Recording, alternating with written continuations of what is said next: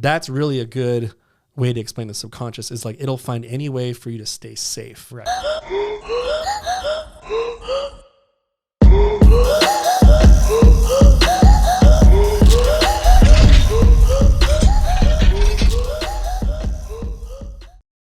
Hey guys, this episode is brought to you by Overstock Dixie. You can go like and follow their Instagram. There's new items that pop up on there every day, multiple times a day. Anything from furniture to tools, electronics, pretty much anything you're looking for. Hey everyone, welcome back to the Derek Lake Podcast. We are here today, back in the vault as always. We've got a guest on today that I actually met today, so it's going to be cool to get to know him along with you guys. This is Emanuel Zevallos. How's it going, man? Good to be here. Just really excited. Yeah, and then you knew Jeff Fieldstead. Is that how you got connected with us? I do know him, yeah. Okay. He's a friend of mine back in Vegas and helps me out with finances. He's a really good guy. Yeah. And then you are the founder of Compass Healing Center and Heal. Yeah. So tell us a little bit about it, and then I want to go backstory, and then we'll kind of jump into everything. So Compass Healing Center, that is a wellness center. Basically, I got certified in the Emotion Code, Body Code. Probably 2015, I got certified in the Emotion Code. And for those of you who don't know who it is or what that is, it's an energy healing modality that helps people to like find out what emotions are stuck in the body. And you use muscle testing, which is using your arm, pushing down, and use magnets to release this energy. The kind of special, unique thing about it is you can do it long distance. And so I use my hands to muscle test people from long distance, and then I use a magnet on myself to release it from that person long distance. Wow. Yeah. So all my clients are outside the country, outside the state, and they have the same benefits as if they met with me in person. And it's just been kind of exciting, like help people with symptoms of depression, anxiety, PTSD, people who have some serious illnesses. Like it's amazing how 80% of it is usually emotional component. And and so I just built that practice. I was meeting with like 80 to 100 clients a week, and I was living in Vegas for a while. And then I moved to St. George with my amazing wife, Jess Zevallos. And now she actually got certified in what I did because she's a cool copycat. and then also she found this machine called a AO scan, which is like this amazing biofeedback technology. It's almost like getting a $30,000 blood work, but it's like long distance. And she can send frequencies to people to kind of help people out. And so her and I became like this amazing force there together, and so we help clients like simultaneously using both of those things. So that's basically what our practice does. And it's all virtual. It's all virtual. Yeah, that's it's the done. Cool part. Yeah, it's done over the phone, so you can be like laying down on the couch and just relax, and you can get the same benefits. That's awesome. And then Heal.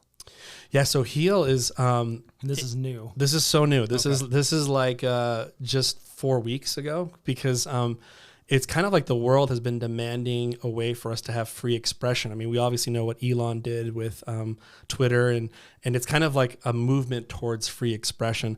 But some people that are being silenced, that they don't really know how to get around it, are holistic practitioners out there. A lot of them that believe in natural medicine and things like that.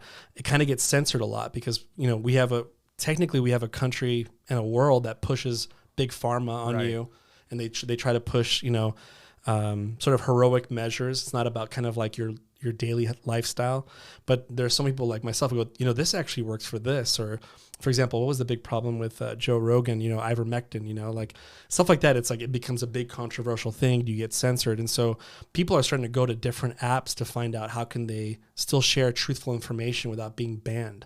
And so I decided I'm going to make my own platform, just like, and so I did. My wife and I, we created this platform called Heal, which stands for Have Empathy and Love. And it invites all holistic people who love holistic lifestyle to kind of just go in there. And you don't have to be a practitioner. You can be just somebody who appreciates energy healing, nutrition, health, yoga. I mean, I think that's in the holistic style. Yeah.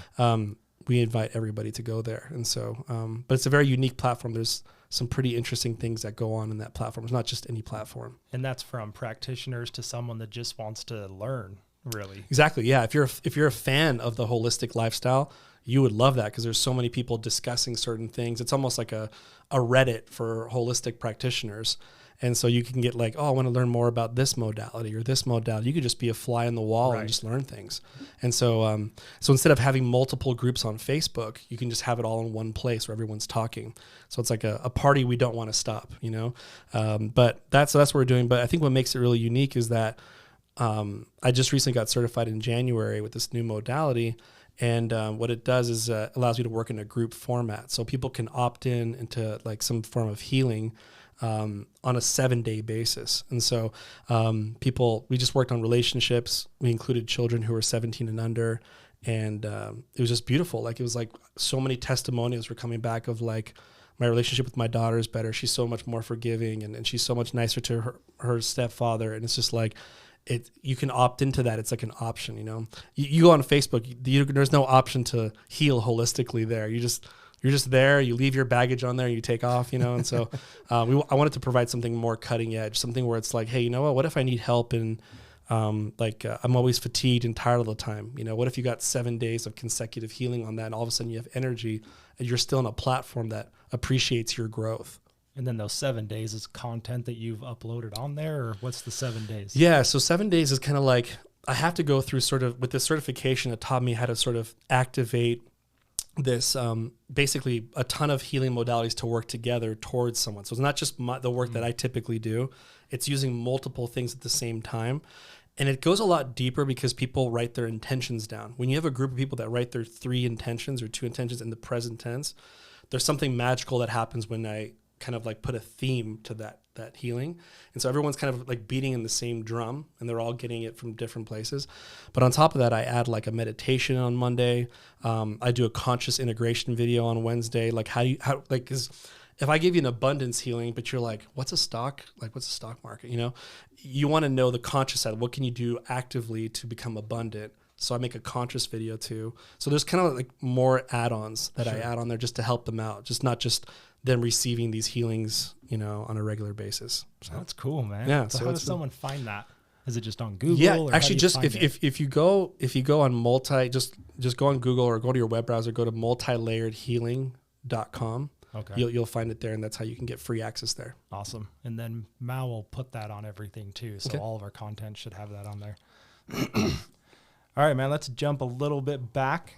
Let's do some backstory on how you got into this. And what I like to do is tie why, the cliche is what's the why, right? Or what's your why, but more of tying you into it and telling your story to get that emotional draw to the listeners. So let's back up a little bit. Let's go kind of backstory on this and what brought you to it and what made you want to learn about it. So one of the major influences in my life was my mother. Both my parents were oncologists, hematologists, and they both lived in Palos Verdes. I thought that was like normal. I thought that was like, it's not normal at all. Everyone looked at me just like, that's not normal, right? But I grew up with them. I was very blessed. I always tell people I lived, a silver spoon life, but my parents never fed me with the silver spoon. It was there. It was there, but it was the lady who cleaned the house who was feeding me, because they were just always at work, I always kind of joke about it like, I wish I would have had middle income parents and then they would have been there more. In fact, my mother's biggest regret before she passed away in 2011 was, I wish I would have spent more time with you, and I had to reassure her, and I said, hey, what you did and your mission inspired me. And it's just like, if you didn't do that, maybe I wouldn't be inspired to do what I'm about to do, and so, but she was kind of cutting edge. She was into holistic lifestyle and an oncologist, a very rare breed, especially in Kaiser Permanente. So she said, she believed in Chinese medicine. She believed in acupuncture. She believed in Reiki, and she believed all these different things. And for some reason, her patients got better, and the word got out. She's doing something in the garage, taking urine samples and doing, helping these people out. And the word got out that she's a very good doctor. She just knows and she basically said, anything to help someone. I'm not going to just use my classic studies that, I received. So I think she definitely influenced me because I grew up with that, waking up completely naked with a bunch of needles on me can definitely change the way you look at holistic stuff. And she's like, shh, this is going to take away your nausea. I'm like, okay, let's do it. So, whatever it takes. And, so I just kind of, she taught me that. And then in 2015, So 2011, she passed away, and it really put me in an emotional doozy when she passed away. Pancreatic cancer is just the worst. Survival rate's like 6%. It's like really low. Wow. Yeah. And so she passed away. That was a big impact on me. And but what happened is in 2015, I got sick and tired of being sick and tired. And everything was upside down. I was in a miserable relationship. I was in a job I really didn't like. I didn't know what my purpose was in life. I was having financial issues, and just everything was just upside down. And usually, like, you want to go look for a self-development book or something like that. What's the next thing that's going to pick you up for a little bit? Amazon was out for me, or like, Jeff Bezos was out for me, because somehow the emotion code was like, you should recommended reads, and so I don't believe in coincidence. They say that God's way of staying anonymous is coincidence, And so, I went into this book and I was like, I've never read energy healing. What is my father going to say about this? He's anti-holistic health. Like, this is just not a good idea. But I was sick and tired of being sick and tired, and life was pressing on me. And when life is pressing on you, you'll do anything to get out of it, So I just went in that book, and I must have opened it up and closed it up a couple of times, but just something was gravitating, saying, "This, you have to do something with this." And long story short is I got certified, and then I left my job 5 months later, and then I just started helping people all over the world doing that work. So you've been doing that since 2015. Yeah, 2015, Okay. and it's like my mission. Yeah. It's not like this isn't I wouldn't even call it a career. It's just like it's like where time stops, kind of stuff. Yeah, so you're more tied to it because of that. It's not I like the way you put that. It's not a career. Yeah, it's not a career. It's your calling, and it's like what makes your heart beat. It's what makes time stop. It's where everyone should be. Right. It's really interesting, because when I work with people, it's kind of interesting. I'm doing muscle testing and working with people, and if, let's say, like, your left arm hurts, right? Like your ulna bone, or your leg, your ulna bone is off, whatever.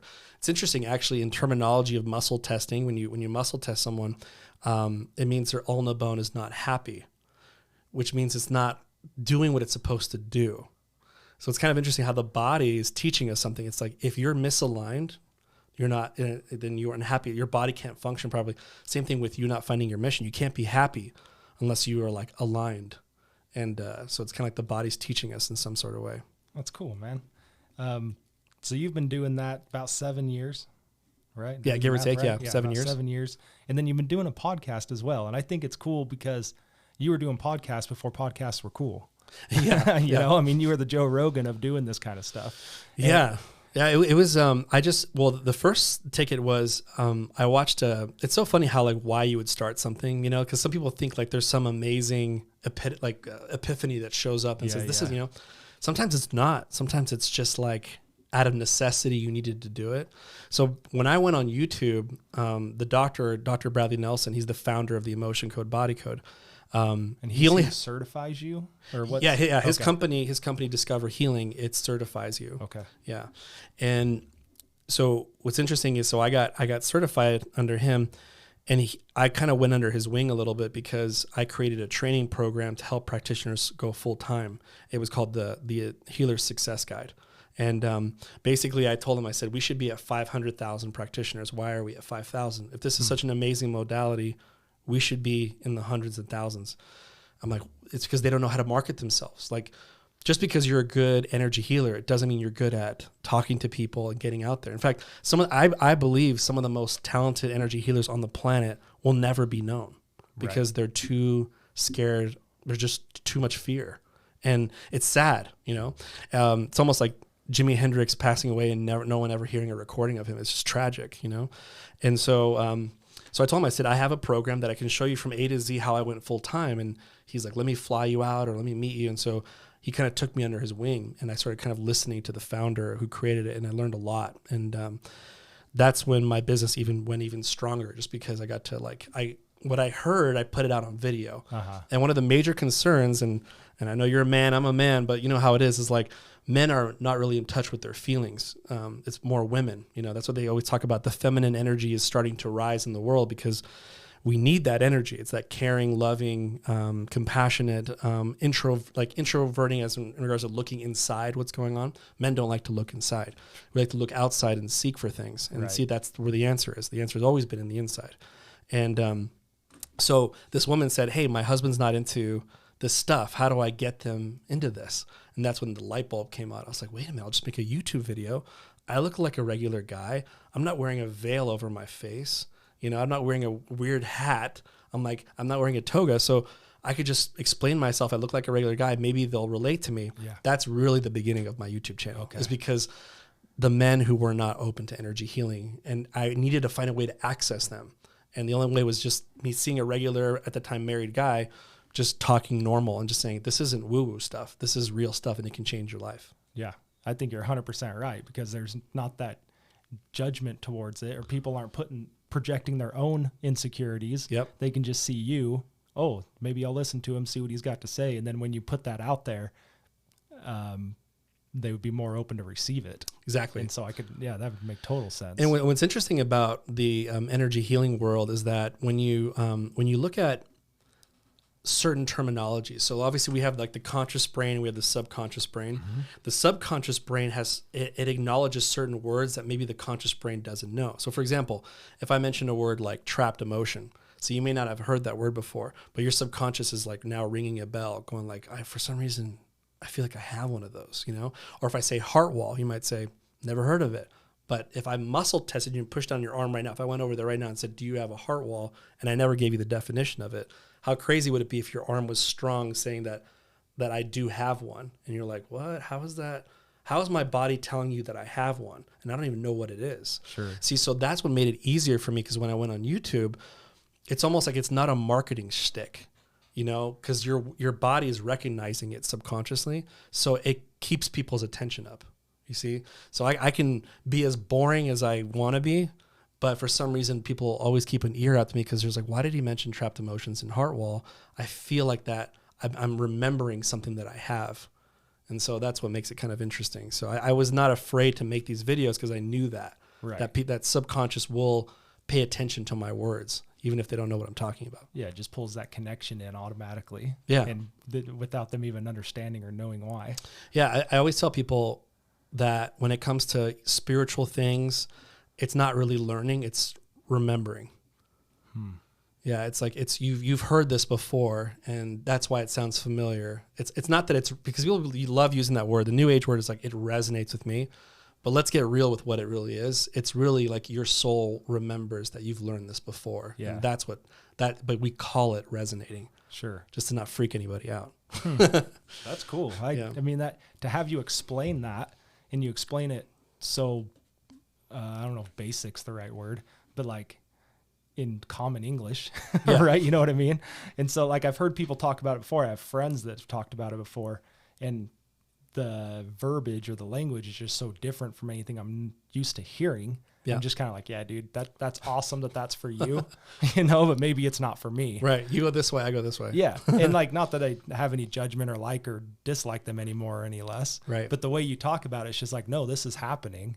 Yep. And I can help you understand it and move forward. And if there are roadblocks along the way, then you have resources to help with that, basically. That's cool. Yeah. That's cool, man. So Healing the Healer is what it's called. Are you just on YouTube? Are you on Spotify? Are you on? So I'm on Spotify, and I'm on, I was using Anchor, which is a, good place to put it there, but it's also on Apple iTunes too. Okay. I was kind of shocked that not shocked, but I was like, well, there's 75 reviews here. I'm like, people are listening, but what I did though, is I actually made an announcement that I'm leaving Spotify, because I said, I want to make myself only available on Heal, so if you just become part of the platform, you'll hear me talk, or if you want to see videos of me, I will keep doing videos. Just join a holistic platform for free. Yeah. And so if people are kind of upset going like, oh, he left, Spotify, it's like, yeah, I'm going to my own platform where I feel more freedom. Sure. I mean, you've been doing it for 7 years, so your audience has got to be there. They've been following you. Well, and you proved that when you went to doing this, and you had an influx in the beginning, and then you're having a consistent but I've never had to look for clients because the YouTube video is just as soon as you YouTube, emotion code, body code, it's like I showed up. You're there. I'm there. Yeah. It's like, and the book came out with Tony Robbins forwarding it, which Tony Robbins doesn't forward the book. Tony Robbins is a big fan of Dr. Brad. Flew him out to his place in like Fiji and was like saying, hey, work on my staff and do some of this energy medicine work with them. And then they like blessed them and said, you're one of those people that's going to change this world. Like Tony Robbins looks up to, so he wrote the forward for it. And then hopefully they're planning on, I think, writing a new book in the future, and that's going to also make it more popular. But the emotion code was out like just about 2 years ago. I think it came out with another book.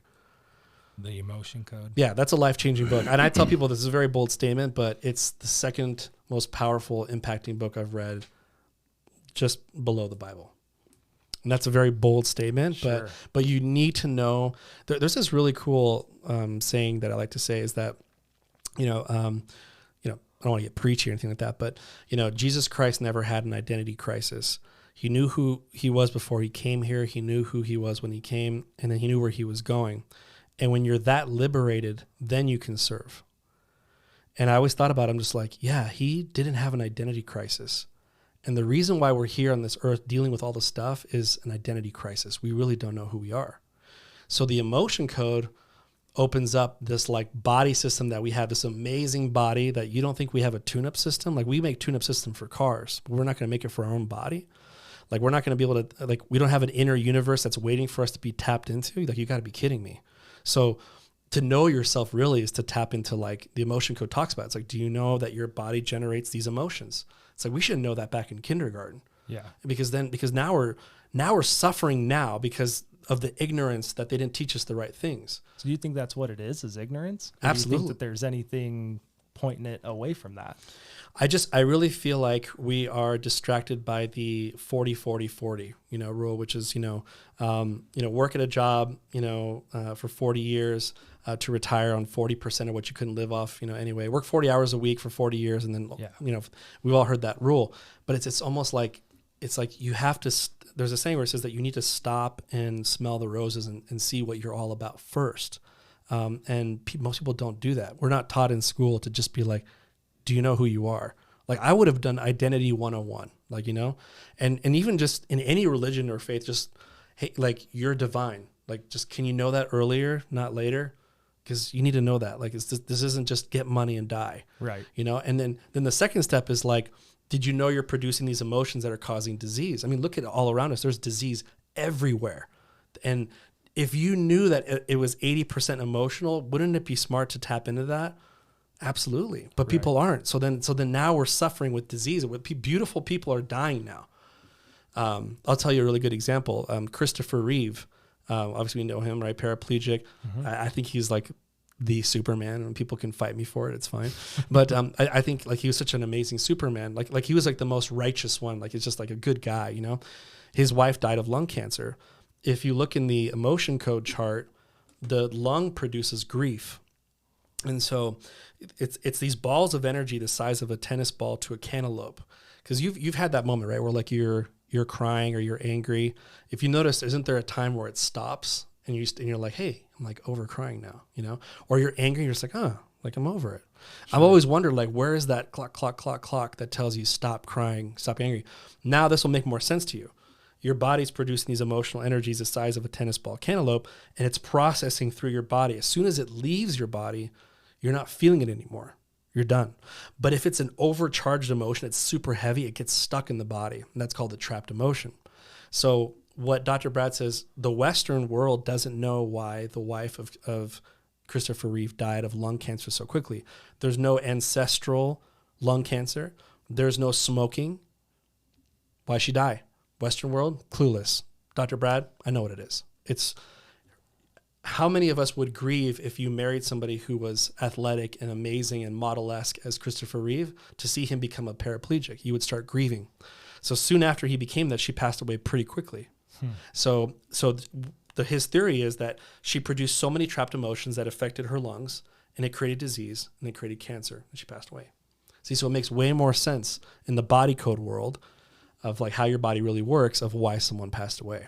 So is there a benefit to that, to know how to process it quicker, process it better? I mean, Absolutely. That's kind of where you're going with it. And that's where it's like basics 101 is you need to learn muscle testing. You need to know that your body can tell you what you have, what you don't have, So, some people use the ring and ring method. If you see this, like this is a yes, this is a no. Yeah. You've probably seen that. Yeah. Or people push on your arm. Mm-hmm. If you know that, then you could say, okay, so I have a headache. So do I have a trapped emotion causing my headache? I do. So is it column B or is it column A? And so I'm going through and then I'm removing it. I can even ask, what age did it get stuck in? Oh, look, age 4. Okay, I don't know why. Is this even mine? No, it's absorbed. Wow, I absorbed it from my mother who was angry at me.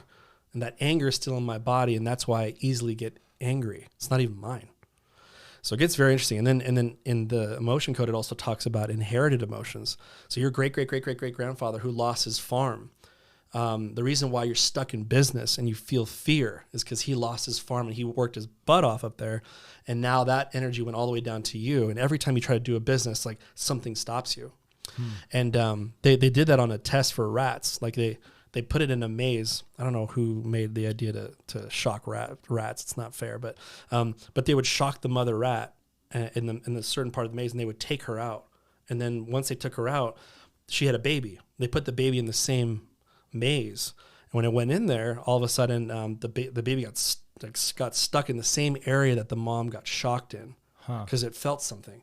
That's an inherited emotion. They found it in low-grade animals. It can go down 10 generations deep. Wow. With humans, it goes even more. I've worked with people that have had 35 to 45 levels up there. So we're talking like sometimes 300, 400 AD, and there's something stuck in them, and it causes them to have phobias. So it's like, again, if you don't understand your body, you don't know who you really are. A lot of things that you fear, a lot of things that you're not succeeding, there's a reason behind it, and your body's like, I have the code, just access it. Right. And most people don't. So they have to just kind of deal with their fear. Yeah. That's crazy. So I think the craziest thing to me is that you can do that. And I guess it wouldn't make a difference really, but like you can do that virtually. Yeah. Like in my mind, it's like someone's sitting in front of you and you can do that. But so what's the difference between doing it in person and doing it virtually, or is there one? There really isn't. It's almost like the best way to do it is it's kind of like you're calling someone. It's like, Einstein, he called it the spooky effect. It's called in quantum physics, it's called non-locality, that something happening here can affect something here. And he called it the spooky effect. He just like, whoa, what's going on here? They did a really interesting test though. They had a veteran, they had a military person, go into a room, and they put him in front of a video of some war footage. And they took a cell, like either it was a white blood cells, they took something from him and they put it like in a petri dish. They put some connectors to his brain to see what was going on. They also put some connectors in the petri dish to see what's going on. They moved that thing a room over, and while he was being affected by what he was watching, those cells over there were also being affected in a different room. And then they took it even further, like way far away, still was being affected, but it was from his body, you see? Right. So again, we don't fully understand the full mechanics of the body yet. It's going to be more revealed in the future. But if I were to say that you can connect with someone energetically and you're only doing it for the purpose to help them. See, it's not like I want to know your passcode to your bank account. Like, right. It's not, it won't work actually. Yeah. It's really just to tap into your system. It's almost like I'm going to tap into your computer system, and all the answers are meant to help you. That's it. And if you have that intention, and one of the key things is love and gratitude. And if you have those both and you ask for help, and Dr. Brad he's very, very special or unique in the fact that he says you need to ask for help the first 10 seconds.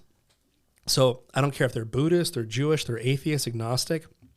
I say, I don't know what you believe in, but let's just take 10 seconds to meditate, ask for some help from above, universe, God, whatever you want to call it. And then during that time, that's when we connect. And then all of a sudden I go, my name is, Derek. And so my name is Strong. It's like, my name is Emanuel. But I was like, no, you're not. So now I'm tapping into all your answers. It has nothing to do with me anymore. And then at the end, I'm kind of like, okay, now I need to disconnect from him. My name's Emanuel. My name's Emanuel. My name's Emanuel. And then all of a sudden, the strong now. It's like, am I Derek anymore? Nope, you're not. So it's just a temporary connection, just so that I don't have to push down on your arm, And that helps out because I work with dogs and cats, and I work with kids. And they're gonna act funny if I'm pushing on their arm, and a dog is definitely not gonna put their paw up for me, so it's not gonna happen. So but that's how it's also not placebo effect, because if it was placebo, then it wouldn't work for a dog. Sure. If it was placebo, it wouldn't work for the baby with night terrors. So it almost adds more validation that actual energies are leaving their body. So how young have you helped? I've helped. The youngest I've ever helped is a baby in utero. Really? Yeah, but it's because the mother was just kind of like, I've been through, and she was really smart. She's like, I've been through a lot of stress recently, blah, blah, blah. I know most mothers are, and at that time. And I'm like, you want me to work on your baby, don't you? She's like, yeah. And I'm like, you're right. Actually, that baby has absorbed things from you already. 100%. I mean, that's proven science. Yeah. So and it even that's why this abortion thing that's going on right now, and people can believe whatever they want, but I kind of even refer to the Bible, like, John and Jesus both jumped in the bellies of those women. It says it right there. Like, it's like, so for them to recognize each other inside the womb, that means they had some cognitive understanding in there that they were alive, Otherwise they wouldn't both jump for joy. Where it's like, whoa, did yours jump? But my jump? Like, that's a little, it's like, why do they have to mention that in the scriptures, Sure. But it's showing that baby is alive. There's a live soul in there. Do not take this baby's life, And, but yeah, that baby, very traumatic inside the womb, very traumatic to come out of the womb. I've worked on babies. I've sometimes worked on people who have some serious physical issues, and I'm working on the trauma of leaving the mother's body. And I go, what are the energies in that? And I keep going back to that. I was like, hey, was your birth very traumatic? Oh yeah, it was long. And I was like, got it. Some of the stuff was the babies. Some of the stuff was absorbed from the mom. And they're going in there, yeah. 90% it's usually the mom. 10% it's like the dad. They absorb it from. It's very rare that the dad's close enough to the belly where it leaves his body and it goes in. It's usually the mom. So in China, they have some studies. I wish we would follow suit, but in China, they have some studies where, or not studies, but just a culture where as soon as they find out they're a baby, it's like they take a sabbatical from their husband and they say, hey, you go over there. Don't cause any drama with me. I'm going to eat healthy food. I'm going to meditate more because I'm programming my child right now. And we don't have that culture. They still do that now? There's some cultures still in China that still do that. They're just kind of ahead of their time, kind of like Asians do anti-aging very early, they do it. They're preventative, we're kind of like, we wait till the car blows up. And then I think it's time for me to use anti-aging. So, but they're like, no, we want, why their kids are so, if you see kid, like, I'm not to be I'm Asian, so okay, I can say this, right? But sometimes you see these Asians are very intelligent, they're kind of quiet, they're very proper. Yeah, I think it's early programming. It's the mom that recognized and said, hey, I'm not going to cause a bunch of drama because that baby's going to absorb it. And there's parents that come to me like, I don't know why my kid's like that. Like they're 4 years old and they're angry, blah, blah, blah. Inherited stuff. And how were you dealing with stress when you were pregnant? And then they're like, oh, that's when my husband left me and I had to go back to work and my third trimester. That's why your baby's like that. So I gotta work on the child.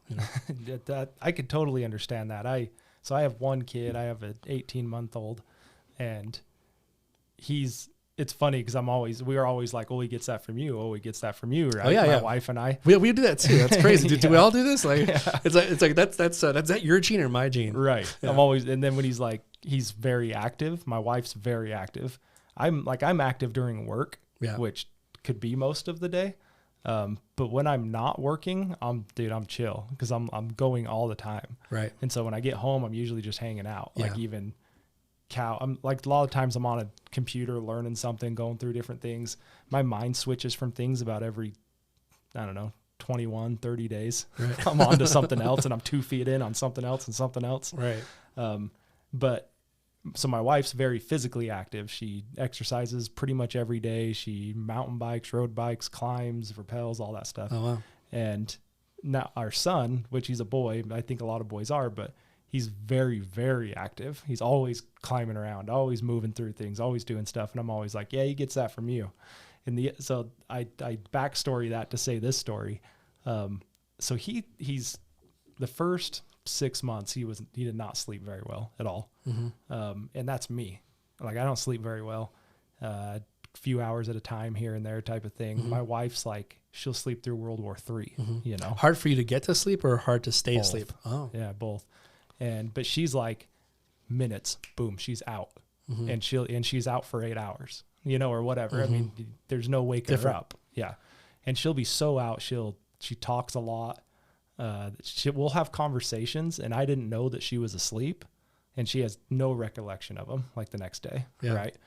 And so good time to get some truth from her. I know, right? Well, when she like talks in her sleep, it'll wake me up, and I'll be like, she'll say something, and I'm like, well, what color was it? Did it smell bad? How big was it? And like try to just keep her carry going. it on. Yeah. But anyway, so you're like a secret hypnotist. Basically. That's what they do, right? Well, it's like they're basically she's in some I don't know if it's theta wave or she's in some wave where you're still able to access her information. That's and she'll talk and respond back, and then have no idea we even talked. She doesn't. Has she ever had any history of sleepwalking at all?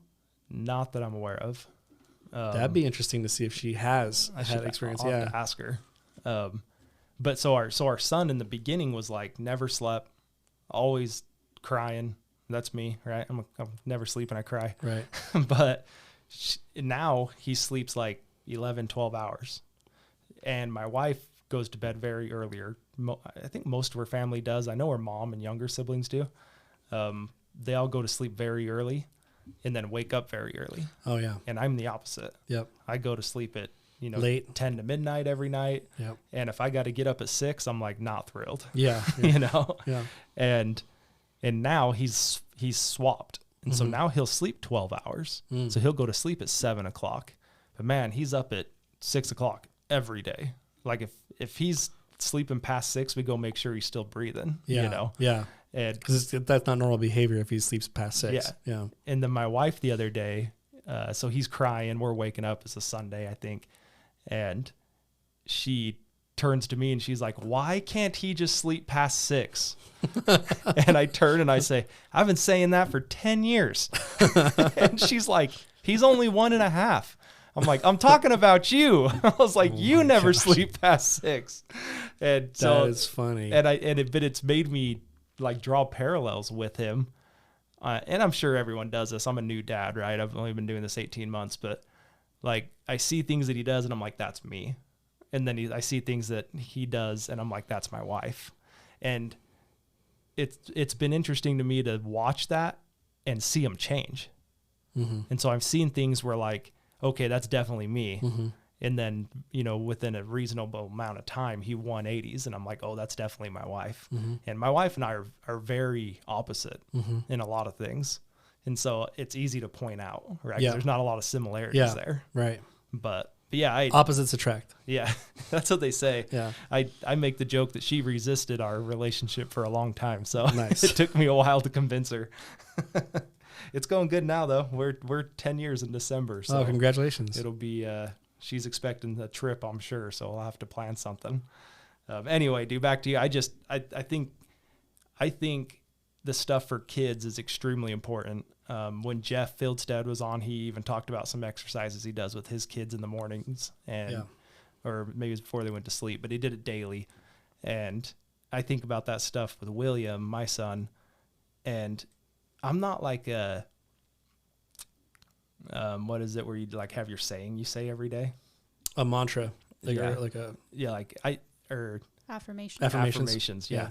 So I've never been that guy. I was never taught to be that guy. Sure. Right. Even like goals are hard for me because I was never taught that. Yeah.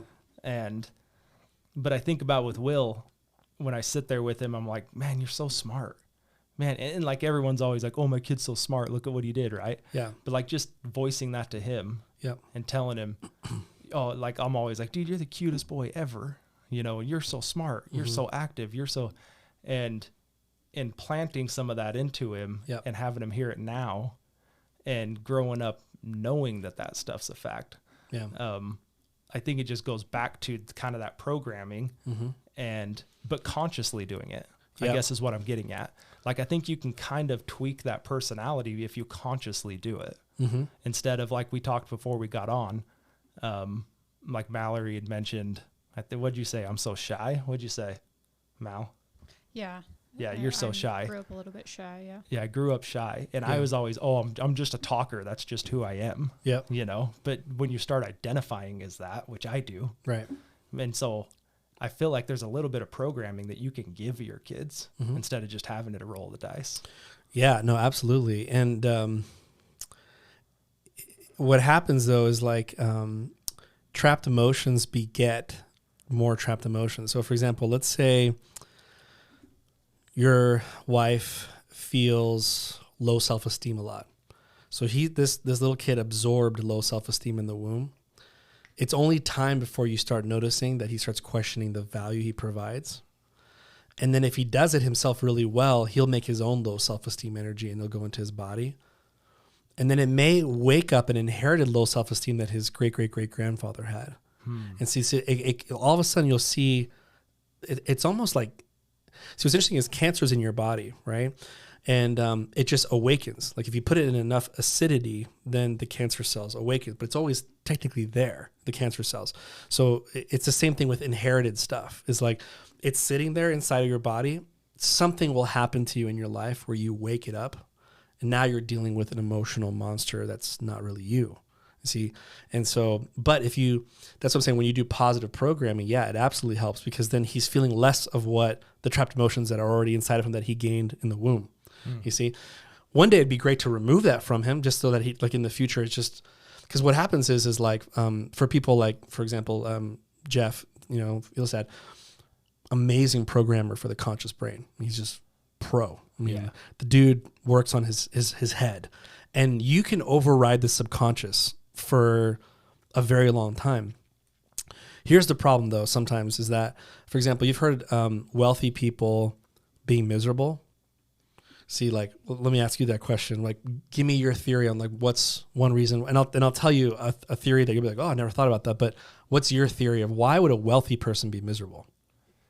Well, I think that you chase after money, and then it never fills the hole. There's always something there that's missing. Okay, so you took the Buddhist approach. Actually, what you said is like basically is that as soon as you start loving things, that's the beginning of suffering. Sure. Right? Okay. Okay. Yeah. So you took that. Okay. So I'm going to add something to this too. So this is the most game-changing information I ever learned. Okay. So just buckle in, like, let's go, like, let's drink. Is this really water? But I heard this thing called the heart wall. Okay. So the heart wall is the greatest discovery in energy healing history, period. So there's a lot of energy healing modalities out there, discoveries, but nothing tops the heart wall. And I'll tell you why. So what happens is that, that time where you feel like your heart's about to break or feels heavy, like something's going on. And they say your mother passed away, your heart feels heavy, feels like a break.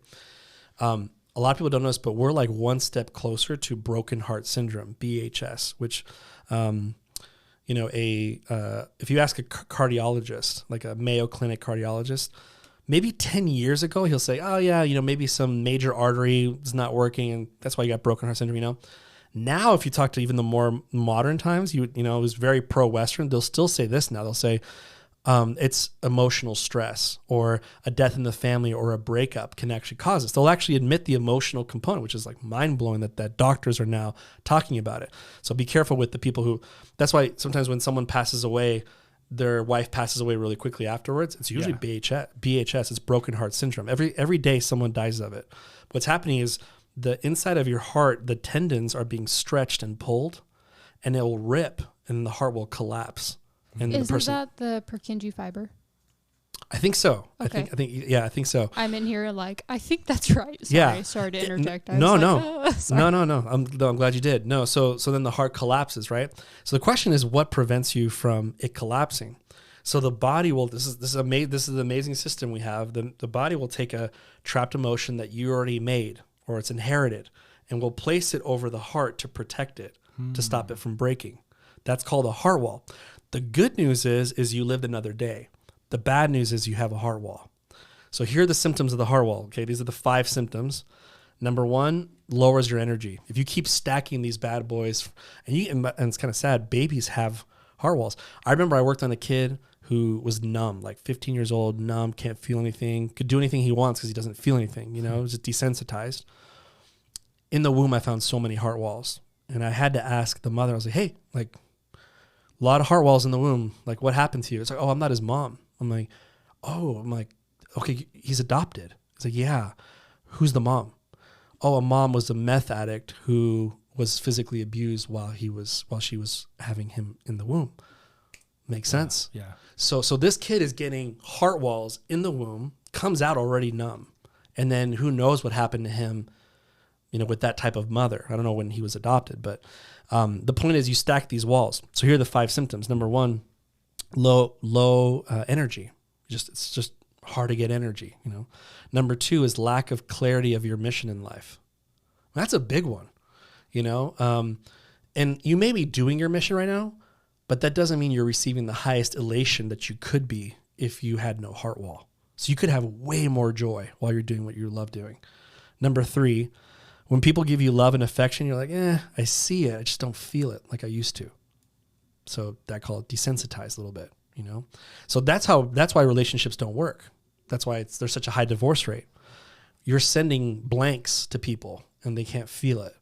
And so they're wondering, like, does he even love me? I don't feel anything. Okay. Here's the 4th one. This one's the big relationship breaker. You send mixed messages all the time. So the way that Dr. Brad describes it is picture like a beautiful butterfly coming out of your heart. And this is your heart message, but it has to go through all the walls of trauma, fear, anger, sadness, resentment, bitterness. It's going through everything that you went through. Then it comes out of your heart. And then, and now by that time, it's not a butterfly anymore. It's a bat. Morphed. Yeah, it's morphed. And then your receiver is like, why'd you say that? You're like, no, I didn't mean it that way. It's like, you're being rude. I'm not being rude. And you're like, why are we fighting again? Yeah. You're like, at the start, it wasn't rude. No. But it had to navigate all these. Yeah. They literally heard something different. They felt something different. It has nothing to do with you and it has nothing to do with them. It's just that wall. And so that's why relationships are hard.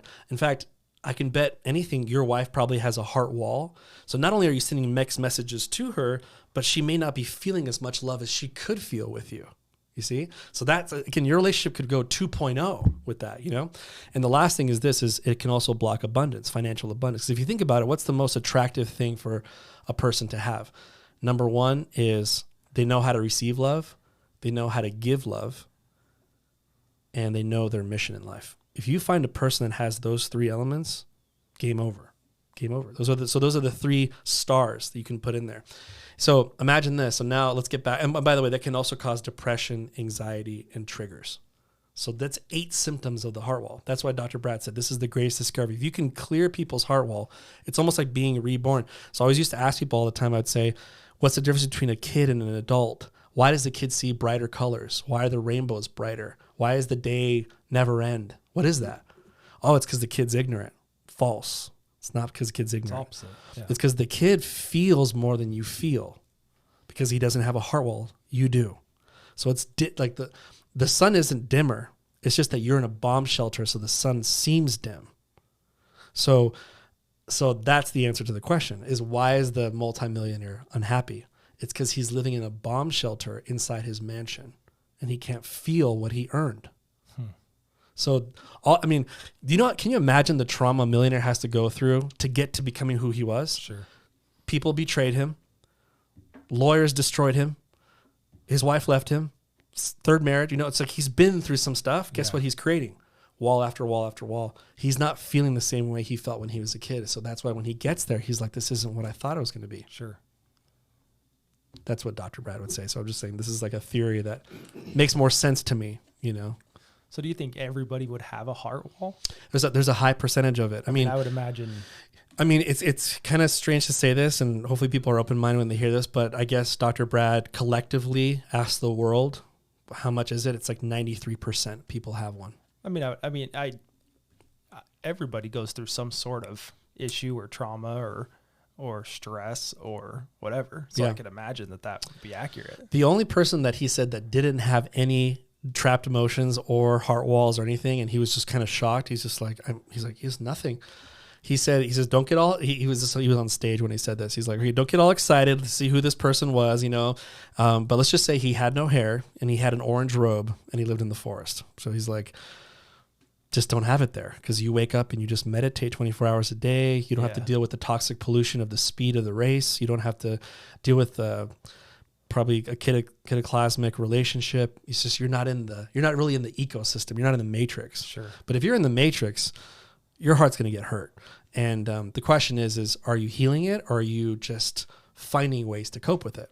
Which brings me to one more thing. I don't know if I can mention one more thing. Go ahead. Yeah.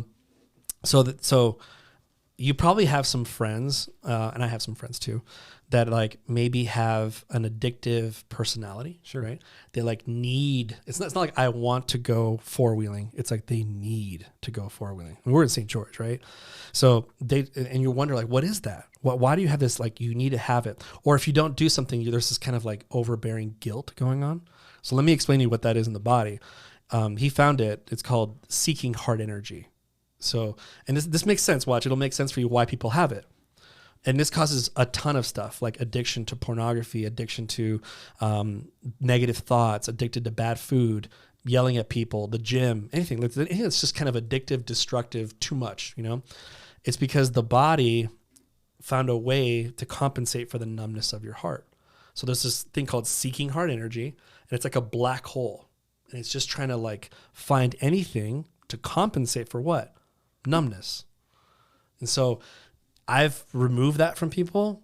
Their lives are very different. They're like, whoa, it's like, if I don't go to the gym, I don't feel this guilt, It's like, and I'm going to play with my kids and not feel bad about it and not have to like feel like I'm addicted to work, and so that's another thing that comes with the heart. Now, not everyone has that. It's like a 40-ish% people have that.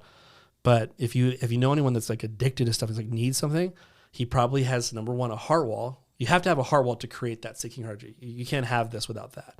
But if you have that, there's a high probability you might have the seeking heart energy. And then if you remove it, they're different. Like, I've removed that from dozens and dozens of people, and they're just like way more cooler with themselves. They're not hard on themselves as much anymore. So it's a pretty interesting concept. It's called seeking heart energy. So is it the heart wall that creates that? Yeah, it's basically because and the body's just trying to find a way for you to stay safe. Yeah. I mean, I love the movie Inception. Have you seen that movie? I don't think I've watched the whole thing. I'm out. What the? Yeah, I know. I'm out. Like, no more friendships. Like, I think I was like deleting from MySpace. Lost, I'm deleting you from MySpace.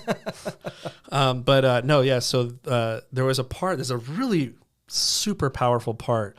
Mel, cue the video. I'm just kidding. No, we're not. But what happened was in Inception, there's a part where Cobb, the main character, and I'm trying to remember the architect's name, but it's that girl. There's a small little young girl. Elliot is her actress name. Anyway, she's the architect. She builds the dream.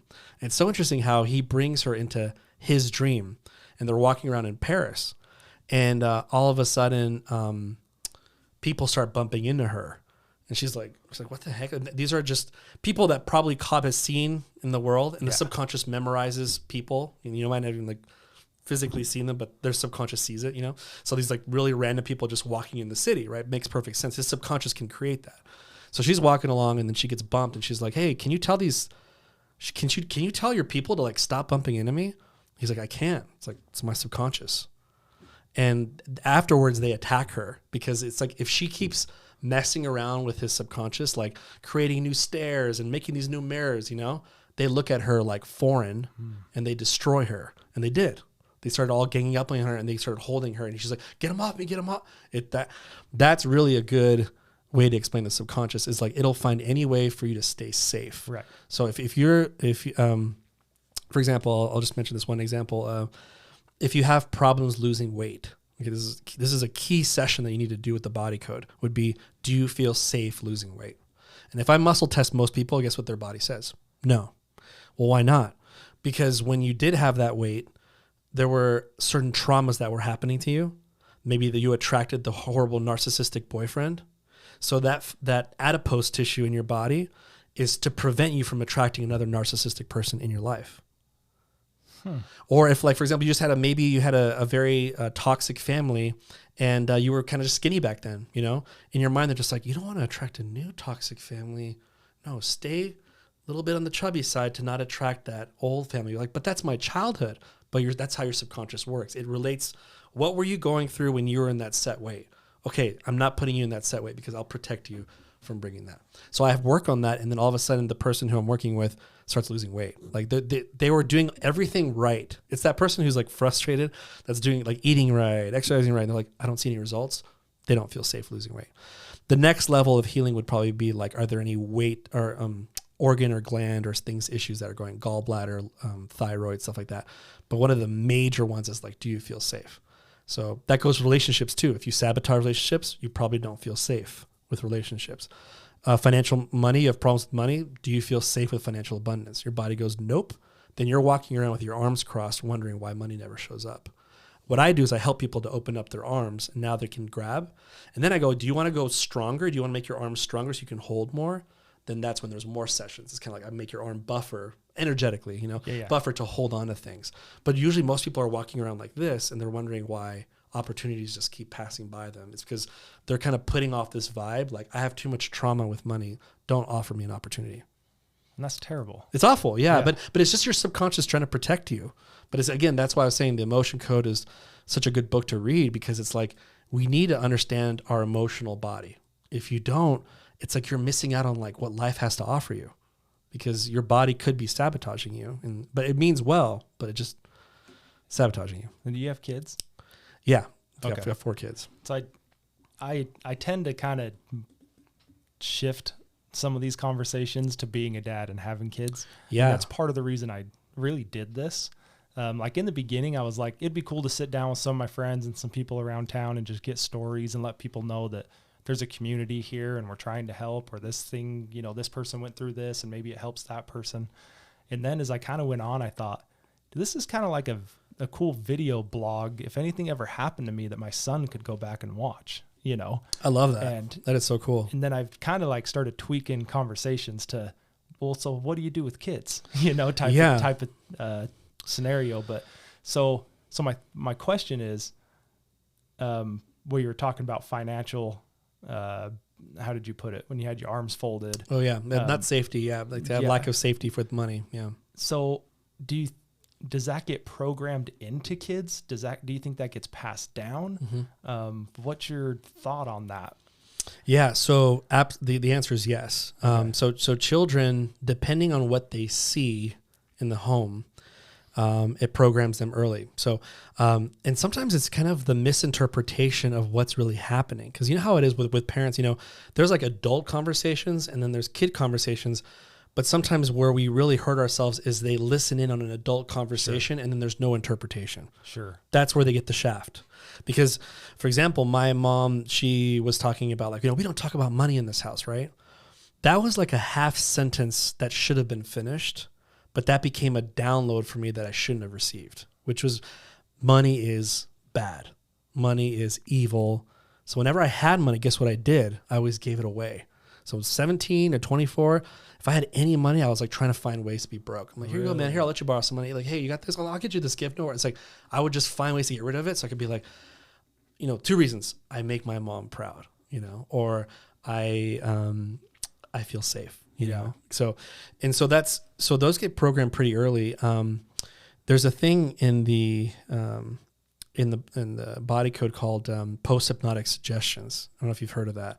Post-Hypnotic Suggestions are kind of eerie things. They're basically seeds of thought in your head that your body believes is true, and it comes through repetition. So I have like a list of them in my phone of just like all these post-hypnotic suggestions, and some of them could be like, I never feel accepted, or there's never enough, and you'd be like, and that can get programmed into you by overhearing parents' conversations that have nothing to do with you. You're just that little baby walking by with your macaroni and cheese, and then you hear it, and you're just like, there they go again, saying like, there's not enough. Like, even if you didn't hear it consciously, your subconscious is like, there's not enough. So then guess what you start living with? There's not enough, and then you're never happy with what you make. So that's a post-hypnotic suggestion. And then I usually have to ask, what's really cool about the system that I use is I say, is there an associated imbalance below it? That's the most powerful question you can ask your body. What you're saying is like, how deep does this weed go? So let's do an example for you. Sure. Let's say your parents said there's not enough, and I would love to do a session on you, man. That'd be really cool. Just like surprising. You'd be like, hey, you're working on me? What's going on? Because once you experience a session, hey, that's a whole nother thing, Usually I work with people's pain first. So if you have like any lower back pain, neck pain, shoulder pain, like I want to get rid of it in like 5 minutes. And I'll do it using an app, Yeah. But basically like, so I'll backstory that. So my parents both had jobs. My mom was a traveling sales rep. Dad worked at UPS, delivered packages, UPS. I'm talking in the late 90s, they were making 6 figures. Nice. And I always, that's amazing in the 90s. Right. Like that's like, but they never had money. Right. And so like but what do you mean they never had money? They'd spend it. Oh. I honestly don't know whatever happened to it. Okay. And we were all very active in sports. We all did the summer camps. We all did that stuff. But in the late 90s, if you're making in Washington, Utah, if you're making 6 figures, you're doing good. Definitely. And as I got older, it seemed like there was less and less and less and less money. Mm-hmm. And so I know I was, if imprinted is the right word. Sure. Yeah. I know that like affected me. Absolutely. And I think that's part of why I have 5 jobs, or whatever. I think that's part of it. Sure. But yeah, so I just wanted to backstory that because I was going to say, dude, I can relate to this conversation. Okay. Yeah. Okay. So in when I was mentioning the associated imbalance, for example, let's use an example. There could be like a memory field. Okay. So what is a memory field? Memory field are like almost like picture like clouds of memories, but they're like in front of your eyes. In fact, if you have a lot of these, it can actually mess up your vision. But there's just like, it's almost like your subconscious can tap into those memories really easily. If you had some of those, let's say, lack of control, so your body will label it. It's almost like puts a stamp on it, goes like, you know what I'm going to call these memories? I'm going to bulk them up together and I'm going to call this lack of control. And now you have these clouds of memories of lack of control. And what that is, and maybe the major theme of it is finances. Like I've never have control of it. It's just kind of, that will go below your post-hypnotic suggestion of like, that there's never enough or whatever. It'll kind of like go below it. If I don't remove this little memory field below it, this guy will somehow show up again. So you need to go to the root and pull it out from the bottom. And then all of a sudden it doesn't come back. And you'll just notice the difference. The next time you're working, you're kind of like working less out of fear. It's more of like, I already have it. I'm just supporting it instead of this like, any second I'll lose something, or, it's like there's something back there that's just like I'm waiting for the shoe to drop. That's a post-hypnotic suggestion in there. And it's, so there's that. And then I don't want to get on the really creepy side, but, there's things on the other side. I'll just keep it that simple that are, entities, if you will, spirits, whatever you want to call it. They drop those in your mind too. They usually drop it also in your weakest moments, So if you're going through some hard times, like you're fighting with your wife all the time or you're having a hard time, that's when one will stop by and start whispering to you and going like, you'll never have enough, and then you're just like, and it'll whisper it long enough where you're like, you start believing it, and it has nothing to do with your thoughts at all.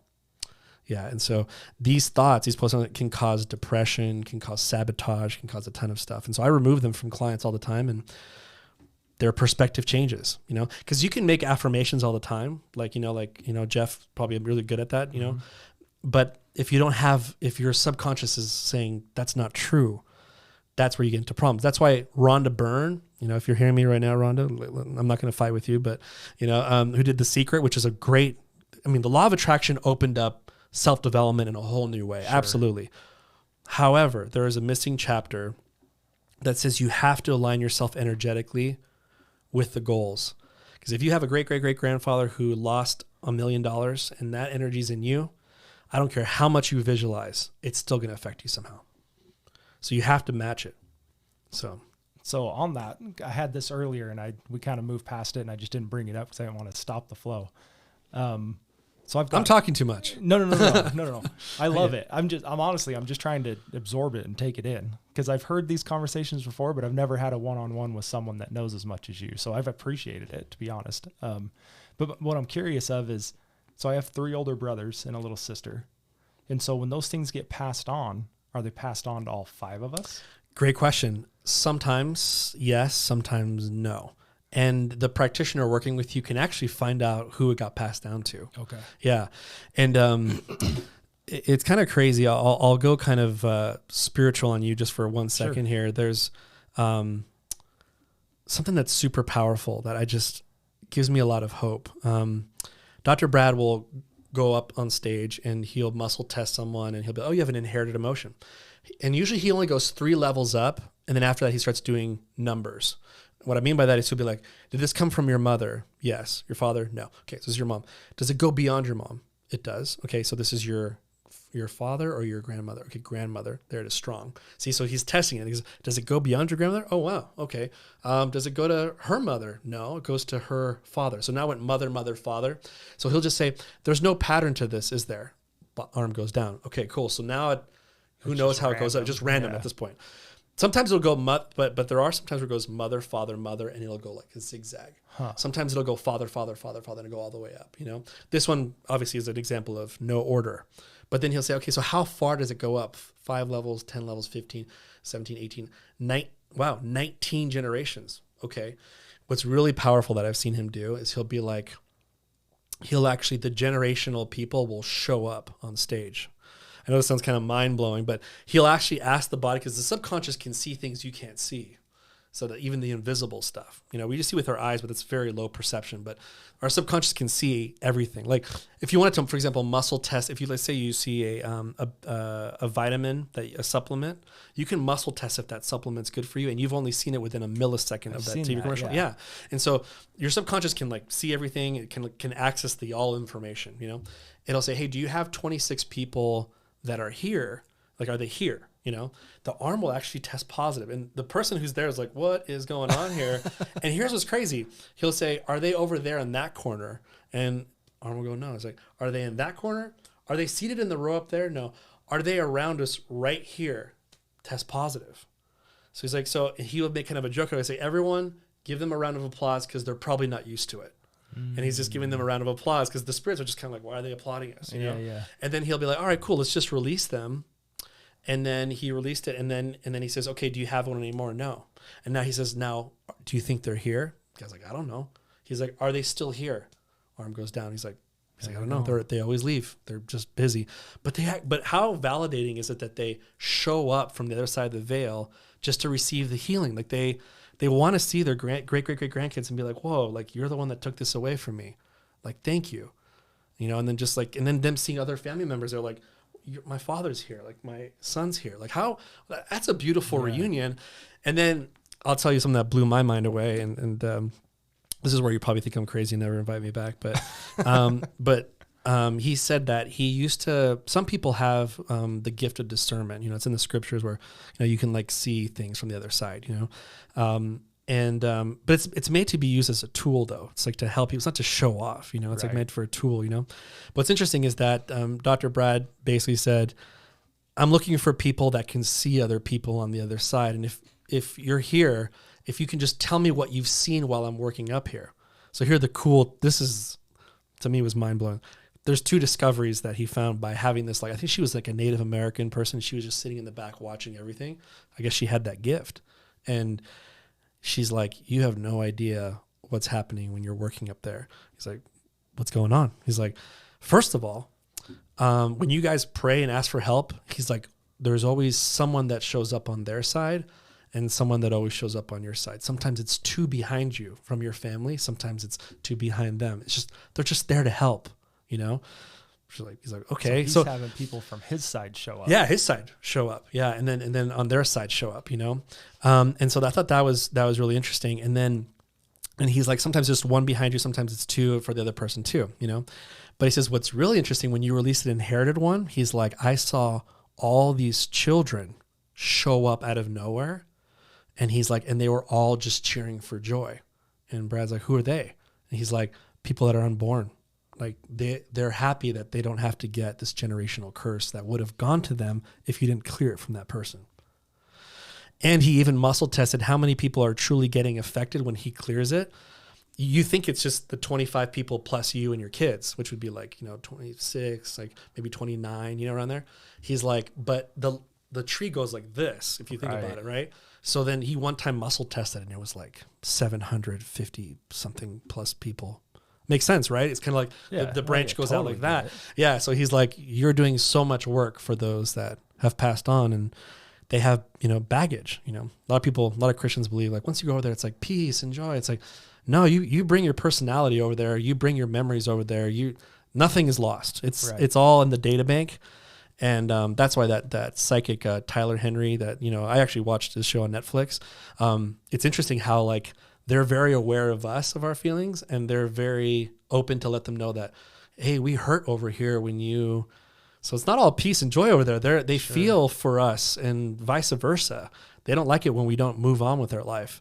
And that psychic medium just, was trying to let us know, like, move on with your life. These people want you to be happy. And he's kind of like good news for them, Yeah. But it's kind of interesting how you can like clear people that haven't even born yet. It makes sense. Mind blowing. If you're removing that from them, then it's not getting passed on.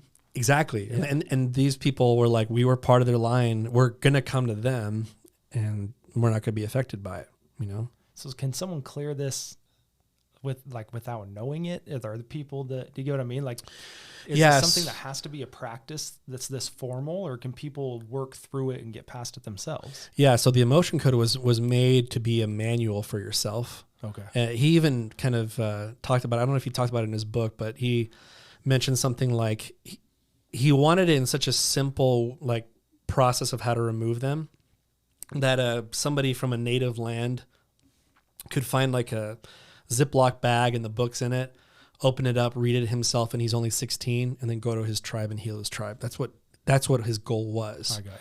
But some people, you know how it is. It's like when you're muscle testing yourself, you're like, is this me, or am I forcing it too much?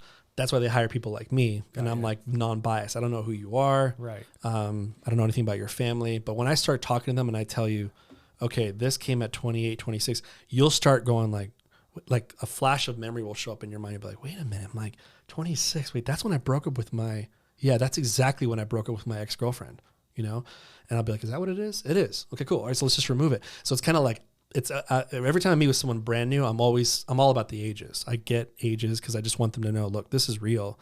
And I work with pain, because if pain lowers down, that's when your faith increases, So some people come with me with heavy stuff at first, like I have IBS and I'm constipated. I'll get to that, but let's just increase your faith and just lower some pain down. Yeah. We got other places to start, but we'll get there. Yeah, but it's just we need the faith of a mustard seed, And I even have like wives who brought their husbands, and I used to do Zoom calls. It was so funny, and I would just be looking at them. They'd be looking back at me. They'd look kind of like you, like they have like a beard, They're just kind of like, but their arms would be very seriously crossed, more crossed than that. And then I'd be like, and then I would just kind of go into like bro mode. So I just kind of like I would cross my arms too, and I'd be like, you don't know what you're doing here, do you? Like, no. He's like, sup, dog? He's like, yeah. And I was like, she forced you to do this, didn't she? She's like, yeah. She's like, something about you got baggage too, I'm guessing, right? She's like, but you don't believe you have any, do you? He's like, no. I'm like, and then what's interesting is with that guy, I'll work on his like Achilles tendon that's been bothering him for like 7 years. We become friends within minutes because it's like the pain's gone. He doesn't know how it works. He doesn't get it. But he's like, I'm walking around and I don't feel anything. And then weeks later, don't feel anything. Months later, don't feel anything. It doesn't come back. So then that's when he goes, okay, you know what? There's something to this. We'll meet again next week. Yeah. Yeah. But that's kind of like the first, way to kind of introduce myself. That's awesome. One more thing I do want to touch on, and I think we can kind of wrap it up. This has been a great episode, and I think you've done a very good job not getting too deep. No. But putting it out there to where people can understand it. And it's not like you were saying, like I would say voodoo. You used a different word. Woo. Yeah. I would say like, that's my word. So my mother-in-law really believes in a lot of this stuff. And sure. She does the energies and does all of this. And I've been very open-minded to it. Mm-hmm. Right. Yeah. I'm pretty open-minded to everything. Like, I don't know what the answers are, so why not listen, Yeah, man. And, but one thing that you are starting to do, and you've worked with, military personnel and PTSD, which that's close to me, with my oldest brother being in the military, and then Mallory and Blake. Blake was a Marine. Oh, wow. And so, yeah, you have military all around you. Yeah, and I do for sure. My father-in-law was in the Navy. Uncle was in Desert Storm, See, they don't get taken care of when they come back. 100%. And the VA is just a joke, in my opinion. And so it's like the people that fight for our freedoms come back as like they might as well be homeless people, and it bothers me. Me like too. Like I don't make fun of Veterans Day or like that, but I go, shame on us that we only give them one day. It's just, it's just not, and they go back to their lives, and their lives are hard. Like, relationships are hard. Holding a job is hard. Seriously, and we're going to just let them live like that? Like, no, I'm very unhappy with the way that veterans are treated here. Yeah, I agree. But you've worked with them in the past. You continue to work with them, I imagine. I do work with them. I don't do it pro bono like I used to, but Okay. but in the beginning, my first 3-4 years, all pro bono. But it was a specific type of veteran though. It was a PTSD. Like they had to send me their diagnoses that they like get triggers, and then I would work with them. And the first thing I would do is remove their heart wall, and they would see huge changes. I bet within 3 hours they would see changes. Wow. Yeah. And then you're moving on to something now with cancer patients. So tell me a little bit about that. Yeah. So cancer is just really dear to my heart because my mother passed away with pancreatic cancer in 2011. And she's a woman that changed my life. And and the reality is she was starting to get more into the work that I'm doing, but she never like got there early enough to use it on herself, I guess, So there's just so many amazing, beautiful people. Like it's like, I once had a very humbling moment where I worked on a lady and she had cancer, and it was just really weird. I said, what kind of cancer do you have? She's like, pancreatic. Mm-hmm. And I was like, what's your name? She's like, Maria. I was like, and I just started crying. I mean, cause my mom's name is Maria, and it was just like, I don't know what God you're trying to do to bring this person to me. And then it was kind of like, I got the answer later on. It was like, I wanted you to feel like what it would feel like to work on your mom if she was alive. So I think it was a gift for me, but then I'm like, wait, there's just people dying every day of cancer and they have no way out, And I almost want to do an ode to my mom. My mom, before she passed away, she went to Peru to help out people with breast metastatic cancer. And she was part of these clinical trials for a company called Immunotherapy. And you can't do clinical trials the way she was doing in America. It's illegal. You can't do it. So she went down to Peru. She talked to the Rotary Club. I mean, she was like a Death Star landing over there. And she basically says, I'm going to work on people. If you have no money, I'm picking you up out of the streets and I'm working on you. I don't care if you're stage 3. And here's the sad part about Peru manipulation. In Peru, you can't work on somebody until they're stage 3+. Really? So you've exhausted all your funds. They do that on purpose. And then that's a scam. Yeah. Yeah. So they make you use the chemotherapy because it's mob money. It's the mafia in Peru. So then that they're in charge of chemo down there. So they go down there and they've exhausted all their funds. They are living on the streets, and my mom would literally scoop them off the streets and say, I'm going to try something on you and I'm going to see if it works. And there were 7 to 8 people that lived beyond their cancer. And I met them when she died, and they came to me and said, your mom's an angel. She saved my life from my streets, So I was like, I want to continue that legacy. I want to help out people who have lost hope, and so when we created this Heal platform, the social media platform, I didn't know what, I didn't want to send money to this, like maybe like Uganda. I have this person that I'm sending some money to orphanages, that's just a little thing that I'm doing there. But there's something bigger I could do with the new certification that I have working in groups. And I did this in my wellness center where I opened it up for cancer patients, but it was a 1-by-1 basis. And I had to turn down 23, 25 people that were like waiting. And it hurt me even more. Like that was a dagger to my heart. I was like, okay, you got to wait 3 months to meet with me. I literally am like 80 people a week. I'm booked, Right. And it just hurt me. But now I was like, I'm going to use this group format, put you in a group, and I'm going to help you Monday through Thursday. And I'm going to put all the good juju sent to you Monday through Thursday. My wife's going to send these amazing frequencies to you, and you're going to get like some help. And you can, and right now we're saying that you can stay there as long as you want, Monday through Thursday, until you get better. And that's going to be my way of giving back. That's awesome, dude. Yeah. I think that's a great way to wrap it up. When you're talking about your mom and talking about that's why I wanted to bring it back to this. And I even wrote cancer patient /mom on the paper because I think you're right. I don't need to reiterate it, but I think that you're spot on with what you're doing and what it means to you. And I love that. Yeah.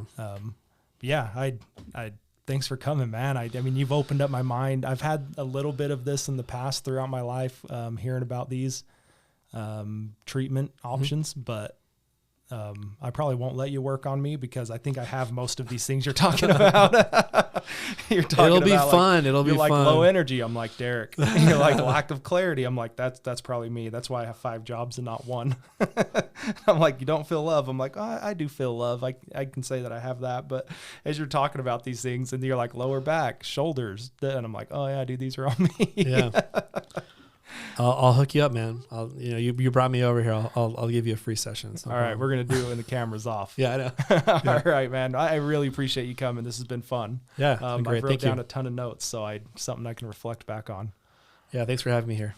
So if people want to find you, you're on social media, TikTok, Instagram. What are you on? Yeah, so I'm on Facebook and Instagram. You could just look me up, Emanuel Zevallos. But where you really want to find me is the platform we created. Right. So just go on your web browser and look up multilayeredhealing.com.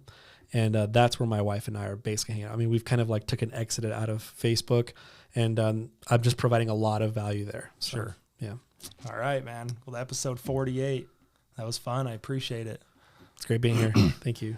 All right, guys, we're going to wrap it up. I think we're like an hour and a half. I usually write down the start time, and I didn't this time because we were talking and we just jumped right into it. So if you've been here this hour and a half, I appreciate it. Please leave us a review, comment. If you have any input, you can reach out to Mallory, Blueform Media. You can reach out to me. I'm on pretty much every social media out there, just Derek Legg, Legg. We'd love to hear some feedback from you. And we've got a few more episodes coming up. I'm leaving for a week, so we've actually pre-recorded an episode for the week that I'm gone. So we're not missing a week. We're going a year solid. So appreciate everything, you guys. Thanks for sticking around, and we'll see you next week.